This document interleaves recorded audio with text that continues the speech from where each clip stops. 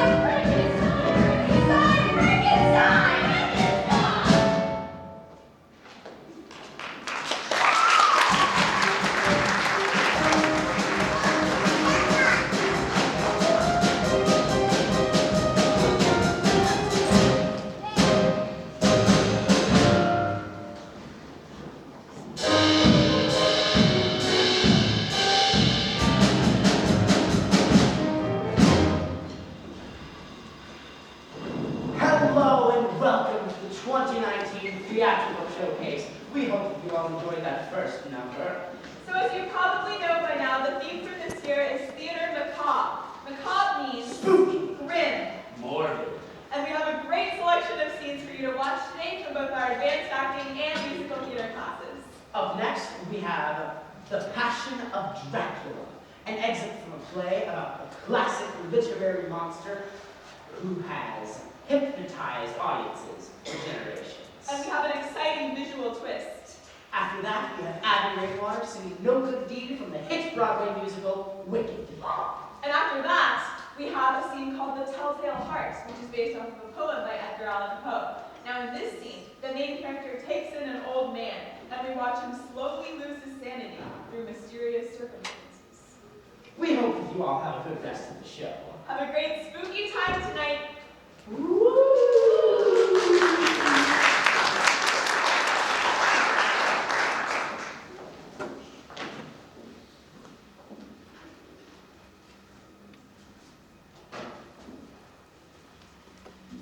John Harper, reporter. Your niece was frightened by that and fainted when that fellow came in and grabbed me. Young man, what is the deed without a name? Up above the world so high, like a tea tray in the sky. Hello, everyone. What? My apologies, Mr. Harper. I seem to be a subject of fits these days. Thank God you're all right. Now see here, Harper. Uncle, please. Mr. Harper's a motorist in the press. My He word, saved me from, well, probably rabies at the least. Now be civil.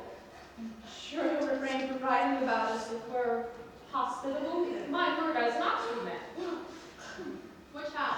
Maudlin, sir. Miss Christie myself. How are you? Pleased to meet you, sir. Glad that's settled. What's an Oxford man doing reporting? Yes, family's frightfully cut up about Everything it. all right, Jameson? He comes to judge the quick and the dead. Who, Renfield? Ye had eyes and ye see not, ears and ye hear not. Fools, fools, more than fools, food. You don't mean that, Renfield. Yes, yes I do. All except for you. Why do you say that? I can't tell you. You can tell me, Renfield. Why am I the only exception? I told him, you see. I told him you were special. I always thought you were. No, master, please. Don't punish me, please. I would tell you never. Please. No, touch me. Get back. Stay back. Get back. The blood is the life. Blood is the life. What? No!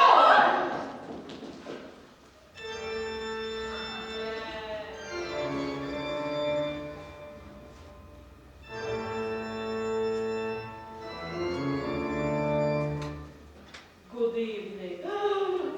I'm Dracula. Sir? Count Dracula, Lake of Transylvania. As I approached, I heard the sounds of struggle. Yes, well, you certainly seem to have come just in time. You're rather surprised us now. Yes. We'd best get him back to his cell. I'll get some help, sir. One moment.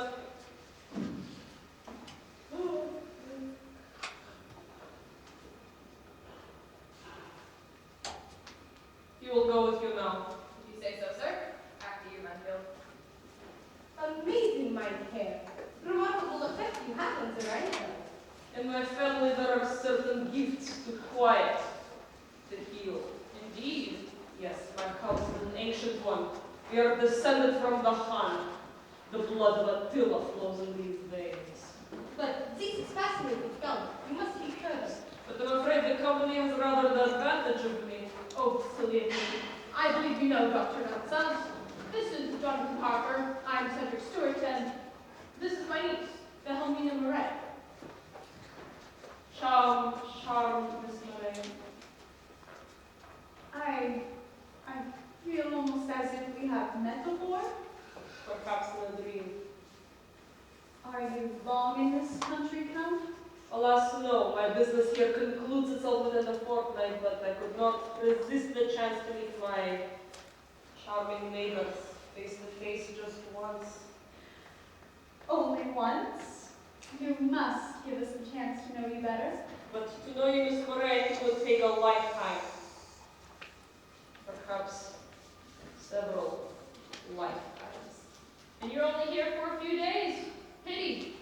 Are you traveling for pleasure, Count? I take pleasure in those I meet along the way, and for traveling an occasion in the company of men. So you're saying you spend a lot of time alone then, Count? My land has grown better, you see, there are few of us left. I myself am the last of my line. The very last. How's that so spray upon your mind? I say, Harper, your forehead's bleeding. What? Oh, yes, for that damn bat nicked me. A bat? Take care, Mr. Harper, such a wound can be more dangerous than you think. Cedric! Cedric, where is anybody? Hello, Abraham. Hello. Your guests. Willie, what are you doing out of bed? It's been a very busy night. I feel much better now. Professor Abraham Van Helsing, this is Jonathan Harper. Good evening, Mr. Harper. Professor. And Count Dracula. Count. Dracula. Yes, that name is familiar to me, I think. And yours to me. I have read your works. Really? With great pleasure. Yes, I mentioned one of your ancestors, the hero of the Turkish wars. Yes, Vlad Dracula. He was a legend among my people. And among the Turks as well, though they have another name for him. Yes, Vlad the Impaler. Those were barbarous times. He was cruel, but just. No doubt, Professor, your studies have revealed the many calumnies his memory endured. He was slandered. Perhaps the Count would rather not. No, these tales amuse me. You may think I meant Miss Moray, but it was rumored that Vlad Dracula was A vampire. How thrilling. Please, excuse me, everyone. Lord Godwin comes not yet back. I think I should wait on the end of the stairs. Quite right, Albert. Best I come with you. Please excuse me, gentlemen. I have got another guest lost out on the lawn. Cedric, there is trouble? No, it's just Gordy. Do tell us more, Count. I'm afraid these gentlemen will laugh at the superstitions of my backward country. No, it's fascinating. Tell us of your ancestor, the vampire. Indeed. Shh! The peasants say he drained the blood of his captives and thus gained immortality. Such legends persist to this day. Is it not said that the vampire can be killed only by a stake driven through the heart? Just so. And are they not said to be shapeshifters? To change into beasts at will, the set of magicians. They told us of your King Arthur's Merlin, do they know? And do they not fear the articles of Christian faith? The host, the holy water, and the cross? The parish priests would have it so. No myth but has some grain of truth, I think. Vampires. Blood-sucking beasts. Incredible, really, how the story grows within the telling. The lore of my fourth company seems ridiculous, Mr. Harper. It's just the idea is so alien to the 20th century. I wish not to be an object of mirth. Pardon me, Count. Forgive me. Retiring scholar from a faraway land. I am not easy company, I fear, having spent so long in study. And you study The nature of life. Oh, didn't mean to startle you, Count. I just thought another snap to commemorate the occasion. In my country, we keep the ancient teachings and make no graven images. Dreadfully sorry, meant no harm. Mr. Harper meant not to offend your religious beliefs, Count, I am sure. How if we purify elementally? Oh, Professor, that's not... That's not to worry, my boy. There. We have resolved cultural difference. Well, that's what counts, Count. I do apologize. Think no more of it. Count, where did you say you were staying? I've taken the castle Carfax across your charming valley. But isn't it practically in ruins? Yes, but it will serve. It reminds me of my homeland, alas. You sound so sad. I think of my country in more glorious times, now a poor, cruel land, but the winds that blow cold across my battlements will welcome me. There I am not a foreigner.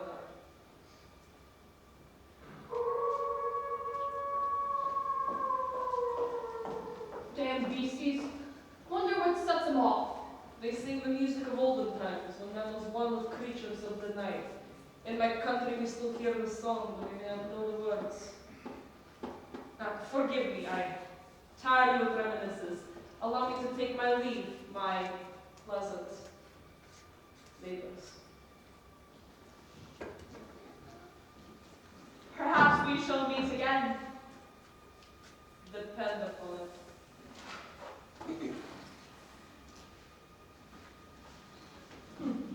Abrupt fellow. Strange man. Helga! Mr. Harper, you have the chemicals to develop photographs? Why, yes, but... Good! Bring them! Helga! Yeah, Muskie. Yaya, stay with Willie. Do not leave her. But why come? What possesses a professor? I don't know. The Count left, and he started commandeering everyone. What did you think of the Count? I should love to study him at close range. I should think. Helga, I realize I'm under house arrest, but could you fetch me my copy of the dial? I think it's on the night table. I promise not to have a fit until you return. Very well. Try to rest, Dopamina.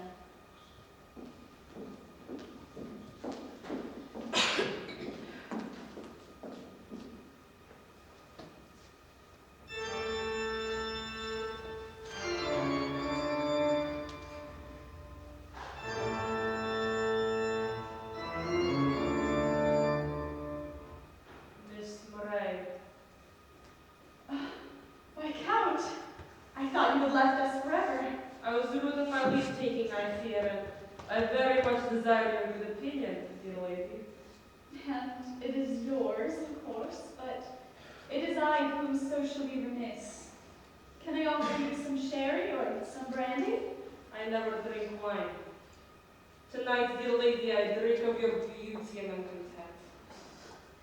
Why, Count, if it weren't for my silly malady, I think I should blush. Forgive me, I tire you with my attentions. You should rest. Count, what do you see out there in the fog? Destiny. Wilhelmina, come and share the mystery of this night, this peaceful night, suspended forever in the mist, a sable world flung before you, a carpet for the queen of the night. For so you are, my beloved. I have hunted down the centuries for you, driven by the loneliness of immortality. Soon you shall be my bride of darkness. Count, what means these? You are the mistress of meanings, Fräulein Doctor. I take it to mean that you have attempted to seduce a dangerously ill woman, and she has fainted. Your admiration for your ancestors have led you to a sorry past, imitating his exploits in this shabby vein. I fear you misinterpret, learned lady. Come, let us talk together and perhaps you can unlock the secrets of my heart. I should call Dr. Stewart and shown out. But you will not. I knew you would not refuse me. Come, let us walk to the end of the terrace and I will explain myself. Count, you must explain to me your early childhood. When I was a boy in Transylvania, I hungered for one thing.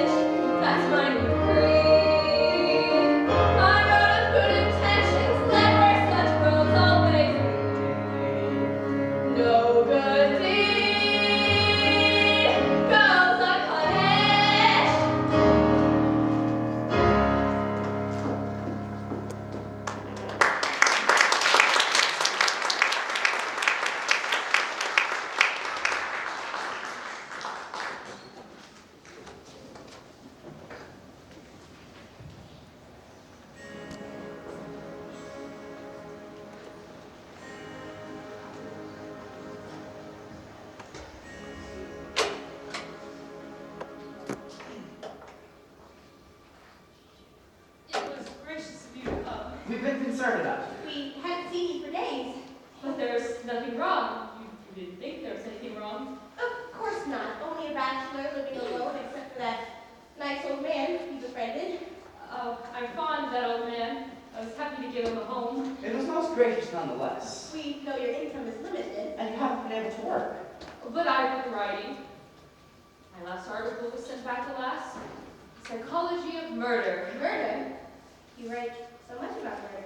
It's an intriguing subject. And you sold none of these articles? The publishers, they think I'm not qualified to write about murder. Be thankful you aren't. Perhaps someday they'll change their minds. You don't look well. Have you seen a doctor? We think that you should. There is no need. A doctor might give you something to soothe your nerves. Nerves! you talk as though I were sick. We don't mean that. It's only... I know what you're hinting. The disease has only sharpened my wits, not dulled them. That's true, but if you'd only rest or go to a hospital. Hospital! I have no need for hospitals. Did you hear anything? No. It was like a pounding. My sense of hearing is very strong. So are my other senses. I have no need for hospitals. My wife meant no harm. Of course not.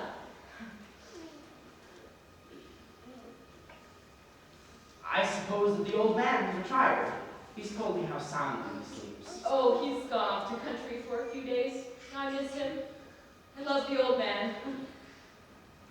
It's getting late. We should be going. Oh, but you come so seldom. We'll make it sooner next time. Oh, before you go, I'll go and grab the bowl you brought the soup in.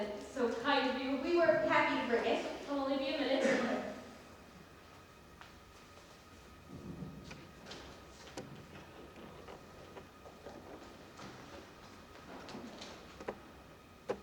I could have sworn I saw that old man come in, and he didn't leave. Why would he say the old man's gone to the country? He probably thought we were crying. He's a little suspicious. I tell you, he needs care. We should insist he sees a doctor. We're not getting involved. You never should have sent that note to the police. All those articles on murder? It's a pastime. Again, we're not getting involved. I hope the police never find out who sent that note. They have no way of finding out. It wasn't signed. Shh. He's coming.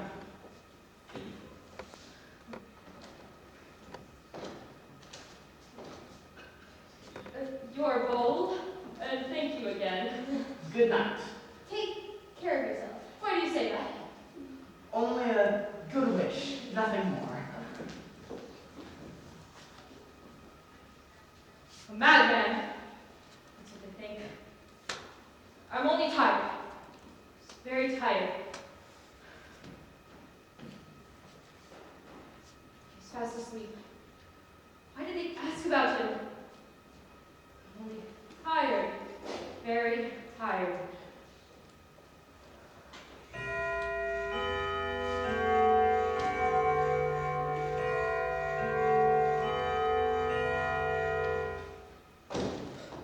Who are you?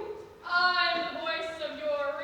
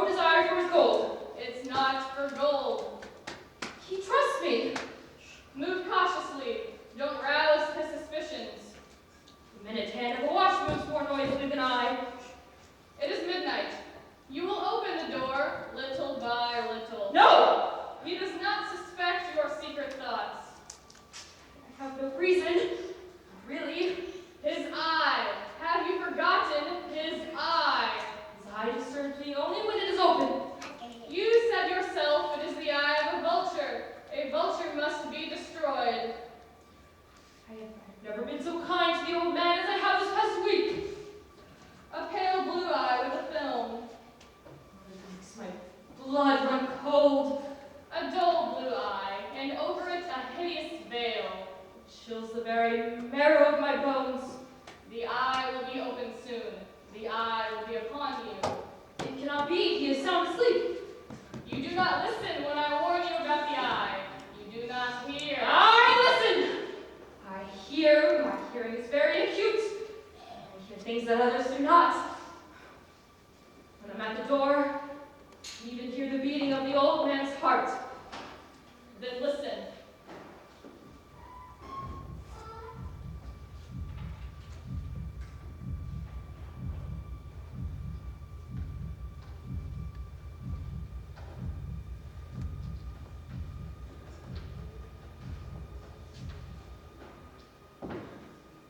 I hear that steady beating drives me mad. That and his eye. Rid yourself of the eye. I cannot stand his eye. Then quietly, softly, the lantern. Silence the heart forever.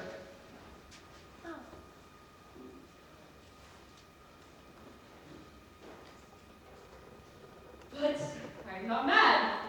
No, you are very calm.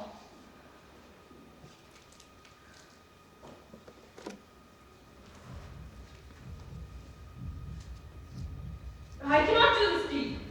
Steadily, little by little.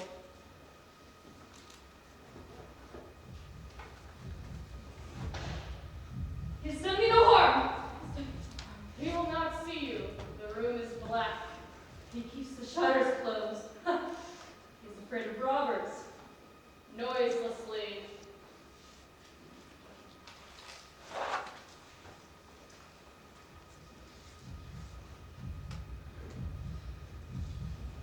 Don't you hear it? Hear what? Heart! It's going to burst. Then silence it. Soundlessly.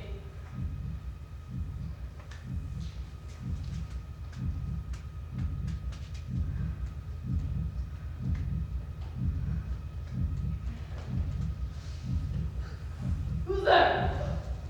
He heard. Be quiet. He will think it was nothing but the wind. Did I hear something? He's frightened. Don't answer. He will think it was a cricket. Is someone there?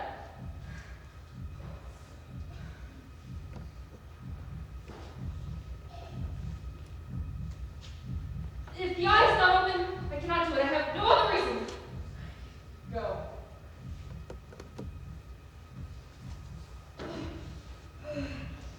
I cannot! The eye!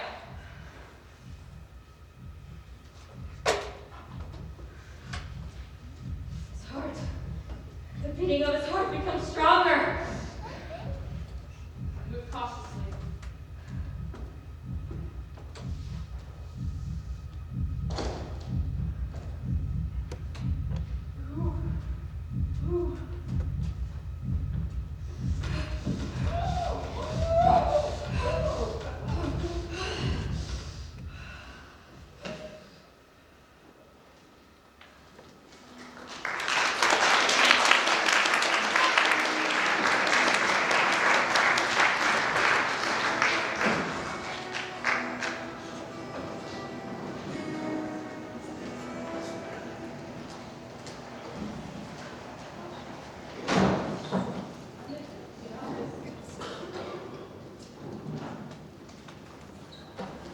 Now, Lexi, I've seen a lot of scary movies, but that one by Edgar Allan Poe is equally creepy and frightening. Yeah, the thought of his heart beating even now. Ew. Speaking of, I'm sure some of our audience members might know the stories about the next scene we have coming up. Scottish writer Robert Louis Stevenson wrote The Strange Case of Dr. Jekyll and Mr. Hyde around 1886. And over 100 years later, Frank Baldwin and Leslie Berkes adopted that well-known, Tony-nominated musical called Jekyll and Hyde. The scene contains people all over London in a panic over several unsolved murders, but you later find out it's at the hand of Mr. Hyde and his chemically induced alter ego, Dr. Jekyll. beyond gory death scenes. In this next scene, called The Grey Steward, we get a more personalized look at death. The ever-famous composer Wolfgang Amadeus Mozart writes his Requiem, a mass for the dead. He sadly died before he could finish writing it. Yes, in the scene, The Grey Steward, we get to watch death make a deal with Mozart to compose the Requiem. It's a bit of a stretch for the truth, but nothing's impossible in world theater. And now please enjoy the two scenes and the intermission to follow. The musical theater students and the events acting students present Murder from Jekyll and Hyde.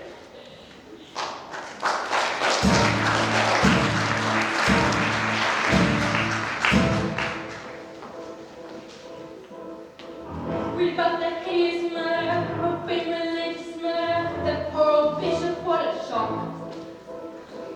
Seen walking with his daughter, a moment cried to slaughter. Shepherd tended to his flock.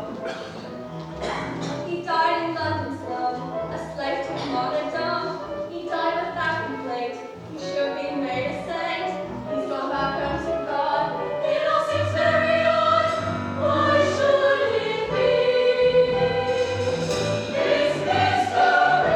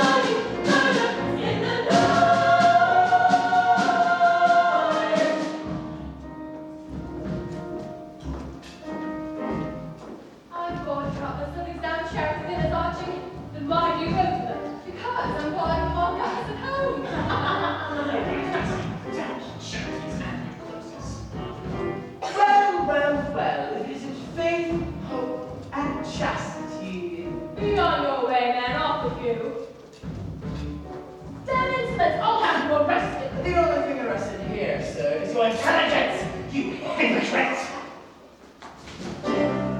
Now, let's have a closer look at you, you despicable, drunken hag. As I'm sure you will, with the pen that belong you into Hades. Let's let this be your last gift to charity.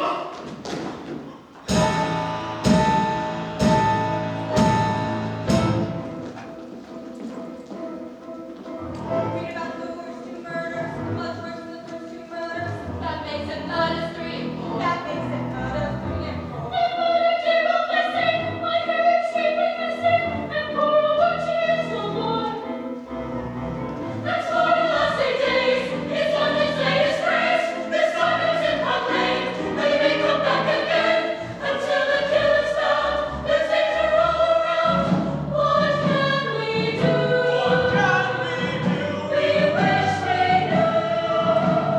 Murder, this is one done murder, can't be undone murder, lives in London, bloody murder in the north. What's this one done murder, can't be undone murder, lives in London, bloody murder in the north.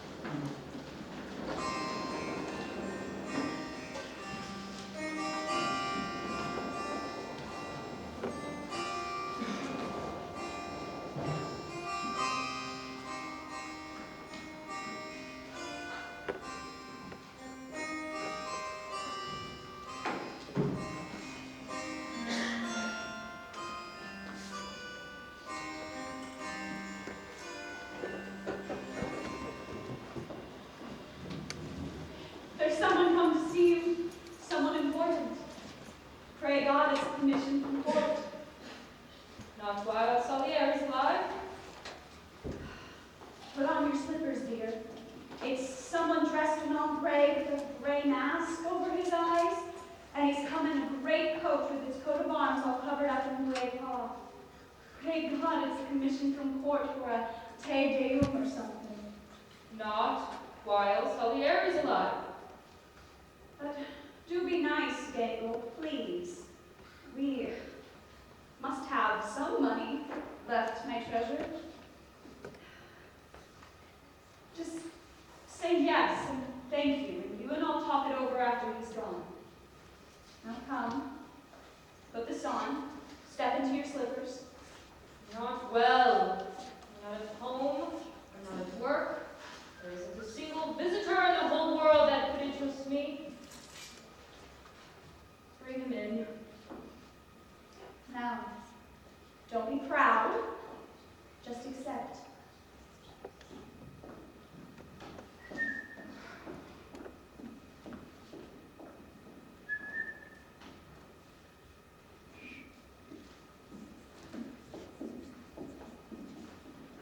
Kapellmeister Mozart, Servus. Gracious lady, Servus. Servus. Revered and noble master, wherever music reigns, wherever genius is valued, the name of Wolfgang Amadeus Mozart is. Sir, I have always been confused by compliments and ask you to spare me that mortification by proceeding at once to the cause of your visit, the honor of your visit. Revered master, before I lay my business out before you, may I receive your promise that whether you accept my commission or not, you both will. I promise you our secrecy unless our silence will prove dishonorable to me or injurious to someone else. Pray continue. Know then, gentle and noble genius, that I come from a prince who combines all qualities, birth, station, generosity and wisdom. Ha, a European secret. His Excellency has recently suffered a bitter misfortune. He has lost his wife and consort, a lady who was the admiration of her court and the sole light of her bereaved husband's life. And therefore, my master, His Excellency, commissions you to compose a requiem mass in honor of this lady. He asks that you pour into it the height of your invention and that wealth of melody and harmony that will give you the glory of our era. And for this, he asks leagues to pay you 400 crowns, 200 now and 200 when you deliver the first 4 numbers. Of Constance, I must not be proud. There is but one provision. Yes, I heard it. The work must represent the height of my invention. That was an easy assumption, master. The proviso is this. You shall let His Excellency receive this as an anonymous work. And you should never, by any sort of sign, by so much as the nod of the head, acknowledge that this work is yours. And His Excellency is not aware that the pages I may compose at the height of my invention may be their own sufficient signature? That may be. Naturally, His Excellency will ensure that no other composer can claim this work as his. Here, give me your paper quick and I will sign it. Leave your 200 crowns with my wife at the foot of the stairs.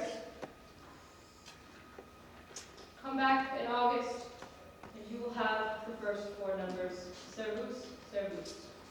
Servus, master. Servus, madame.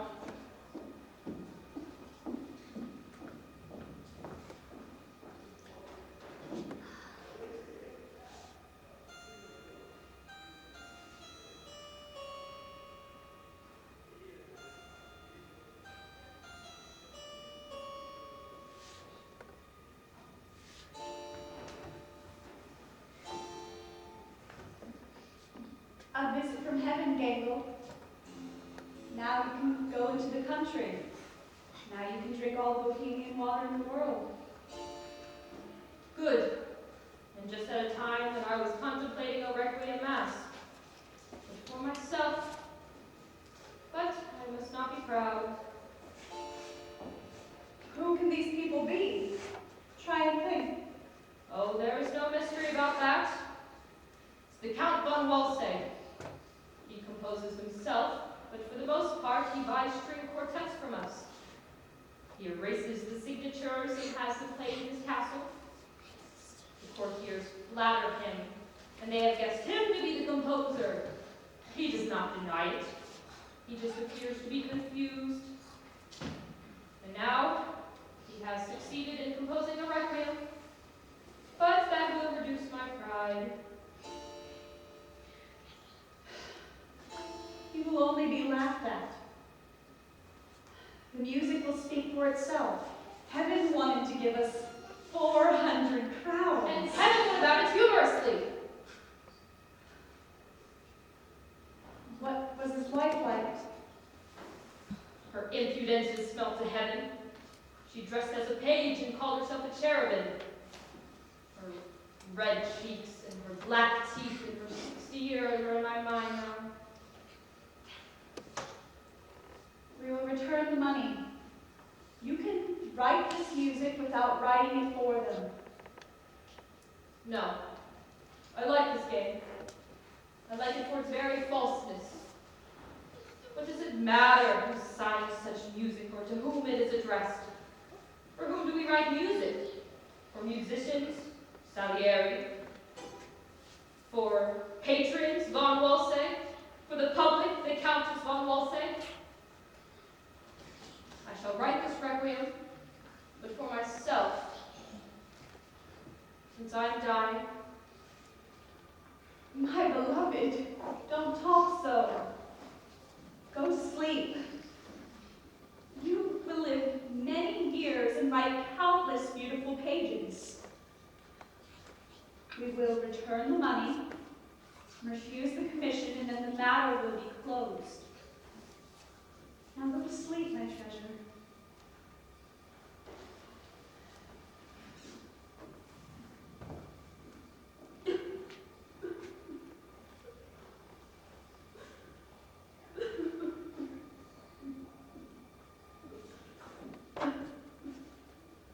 Mozart, turn and look at me. You know who I am.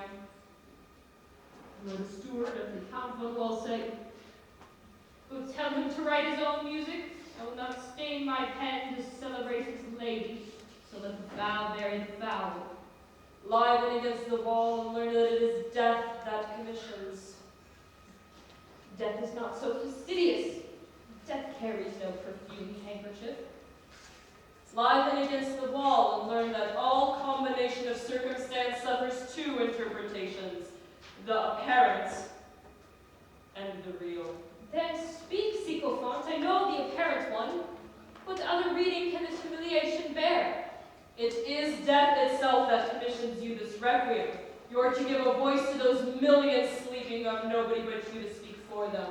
There lie the captains and the thieves, the queens and the drudges as the night of their earthly remembrance shuts in. And from that great field rises an eternal misere nobis. Only through the intercession of great love and through great art which is love can that despairing cry be silenced. Was this not sufficient cause for this commission to be anonymous? Forgive me. And it is for this that the pretext and the mover was chosen amongst the weakest and vainest of humans. Death has her now, and all her folly has passed into the dignity and grandeur of her state. Where is your bride now? Here are her slippers and her trinkets. Press them against your lips.